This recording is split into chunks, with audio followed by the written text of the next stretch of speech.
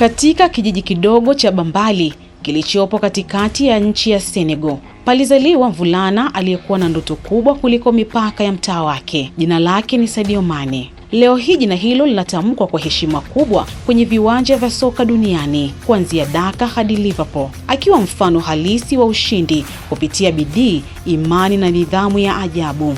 Sadio alikulia katika familia ya kidini, baba yake akiwa ni imamu wa msikiti. Familia yao haikuwa na uwezo mkubwa, lakini ndoto ya Mane ilikuwa ni tajiri. Kutikisa dunia kwa miguu yake, alicheza mpira kwa kutumia soksi au mipira ya plastiki iliyofungwa kwa gunia, viatu vikiwa ni bidhaa ya kifahari aliyozoea kwa macho tu.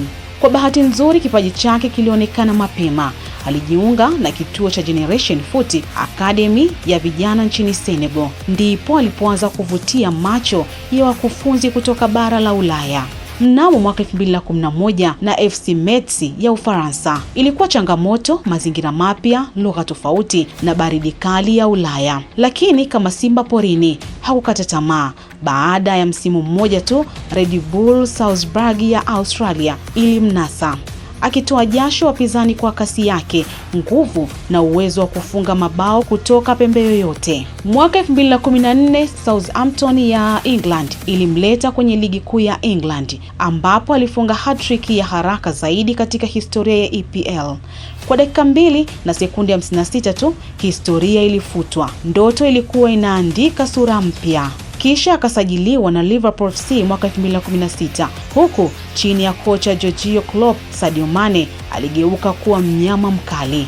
Aliongoza safu ya mashambulizi na kuunda takatifu na Mohamed Salah na Roberto Firmino. Mwaka 2019 Liverpool ilinyakua taji la UEFA Champions League ya mwaka 2020, taji la EPL la kwanza kwa klabu hiyo katika miaka 30. Sadio sio tu mchezaji mahiri, bali pia ni mfano wa utu na moyo wa kutoa. Akiwa na mamilioni ya euro, hajasahau Bambali. Amejenga hospitali ya kisasa kwa mamilioni ya faranga, shule ya sekondari, maji safi kwa jamii na kutoa ruzuku za kila mwezi kwa familia zenye mahitaji. Anapoulizwa kwa nini hana maisha ya kifahari kama wachezaji wengine, hujibu kwa maneno yasiyosahaulika: sijawahi kuwa na elimu, lakini sasa watoto wa Bambali wanaweza kuipata.